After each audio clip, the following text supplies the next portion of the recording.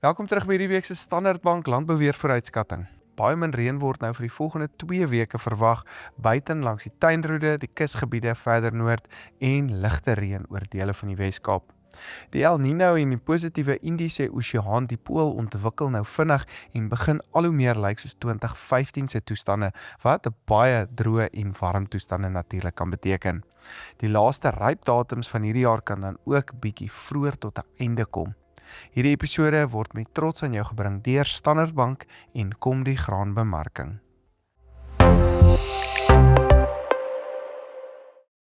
Goeiedag.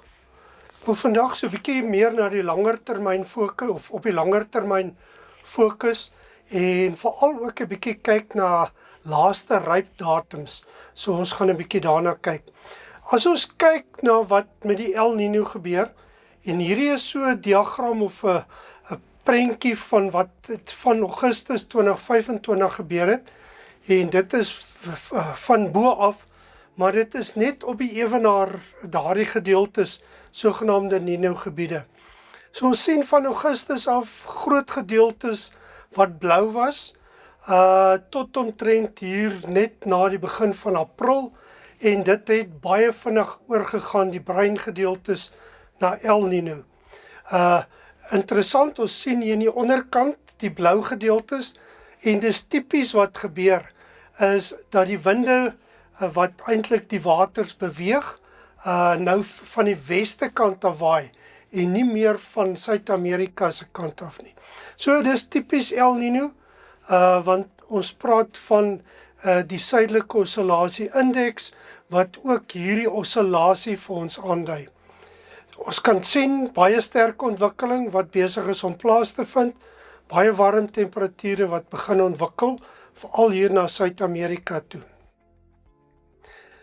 Die voorspelling vir die seeoppervlaktemperature globaal vir Oktober, dit wat vir ons van belang is, ons kan duidelik daardie rooi gedeelte op die ewenaar tussen Suid-Amerika en die noordelike dele van Australië sien.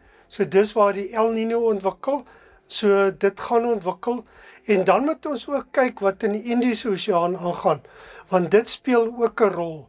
Voorspelbaarheid nie baie goed altyd nie, maar dit lyk op hierdie stadium asof dit ook baie warmer gaan word. Nou dit vergelyk baie goed met die seeoppervlaktemperature tydens die 2015-16 El Niño. So in Oktober 2015 baie sterk El Niño al ontwikkel, soos tans, en dan het ons natuurlik die Indiese Oseaan wat ook geel, rooi, bruin is, warmer as normaal. En die kombinasie van hierdie twee is baie keer baie negatief vir reën.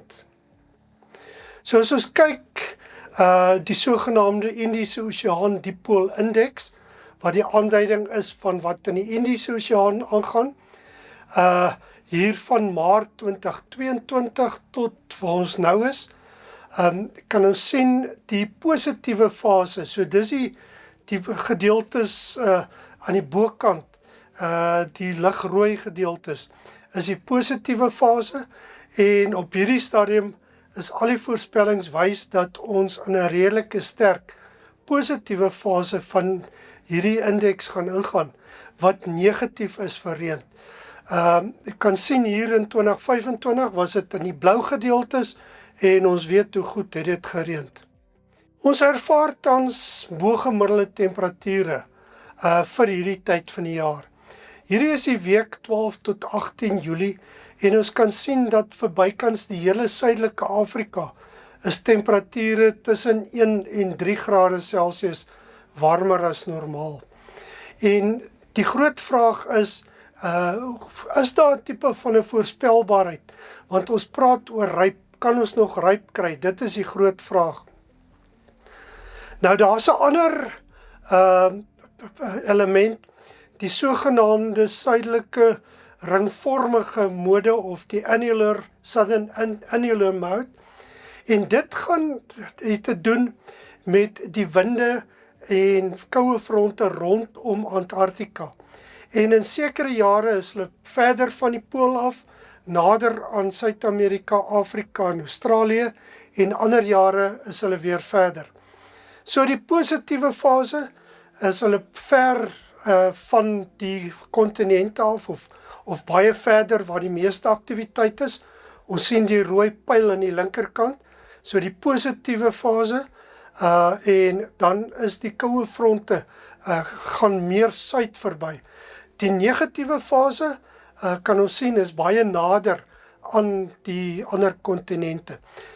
En as ons kyk wat het gebeur die afgelope tyd, was ons tot hier, kom ons sê middel Julie, in 'n baie sterk positiewe fase. Dit was van die sterkstes op rekord.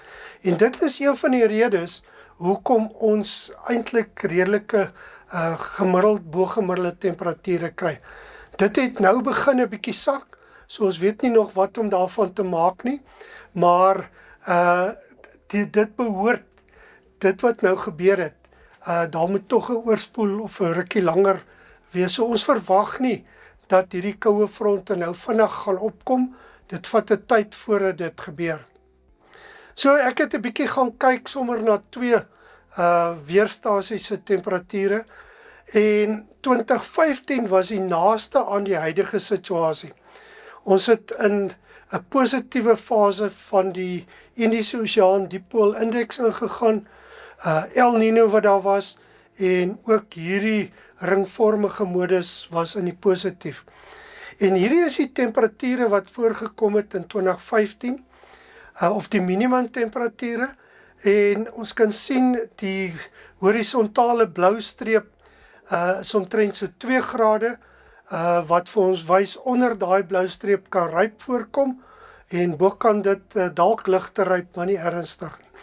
So vir Bloemhof, wat 'n redelike koue plek is teen die rivier, tot omtrent so die eerste week van September, het dit so naby 2 grade of onder 5 grade gekom. Lichtenburg, wat 'n bietjie warmer is, was die laagste temperature wat ryp of swaar ryp kon veroorsaak, omtrent so hier by 20 Augustus. En hierdie verteenwoordig omtrent 2-3 weke vroeër wat die rypdatums behoort op te hou. So dit lyk asof ons nie baie koue of lae temperature meer gaan kry nie, maar aan die ander kant, die plante begin groei, ontwikkel, baie sensitief vir koue, so ons hoef nie eens meer 0 grade te hê nie. As temperatuurdalings kom, kan dit al by hoër temperature ook ryp. Maar op hierdie stadium lyk dit nie asof daar ernstige ryp gaan voorkom nie. Rondom die eerste week van September is daar gewoonlik so 'n bietjie of ryp wat kan voorkom, maar dit lyk nie te ernstig vanjaar nie. Opsommend, baie min reën wat verwag. Ons het nie veel gepraat oor die korttermyn nie. So daar kan oor die tuinroete en die kusgebiede noordwaarts in die volgende 2 weke dalk 10-20 mm voorkom. Ligte reën vir die winterreënvalgebied, nie veel reën nie. Oor die binneland baie min reën. Daar kan dalk so nader na die Drakensberg 'n bietjie reën voorkom, maar nie veel reën nie. Die El Nino en die positiewe fase van die Indiese Oseaan Dieppool ontwikkel vinnig, soortgelyk aan 2015, gekombineerd gee dit baie droë en warm toestande. So hierdie is 'n redelike negatiewe ding wat begin ontwikkel, alhoewel ons weet dit gaan ook oor wanneer die El Nino sy piek gaan bereik, so daar's nog 'n klomp onsekerhede. Die laaste rypdatums behoort vanjaar vroeër op te hou as ander jare. So ja, dit is ons inligting wat ons vandag het. Mooi loop. Baie dankie Johan. Hierdie episode word moontlik gemaak deur Standard Bank en Kom die Graanbemarking. Baie dankie dat jy ingeskakel het en sien weer volgende week.